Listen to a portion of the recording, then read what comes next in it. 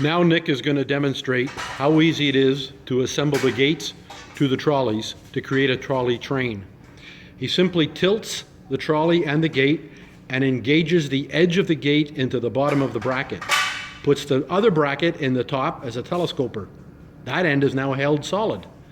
Now he's going to repeat that procedure on the other end. Lift the gate, hook it into the bottom, put the two pieces together at the top, put the telescoper in. Now you've got one gate completely put in to the trolleys. We'll of course put securing screws at the top so that no one can lift out the restraining bracket. Now he's going to bring the second gate, which he is going to join to the first gate. Just holds them together, lifts the bracket up slightly, drops it back in.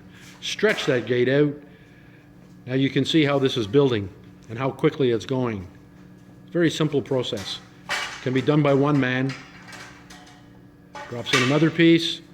Now you've got two different size gates attached in the trolleys. Gate number 3 coming up. Again, hook it into the bottom. Lift the top bracket up slightly, drop it into the channel. That one's held in place.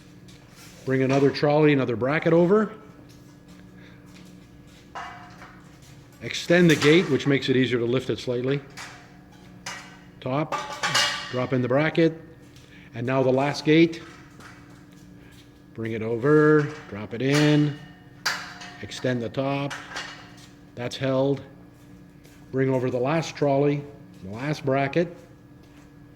Stretch the gate out again. Hook it into the bottom.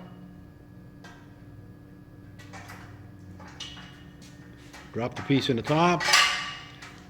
Voila! It's all done.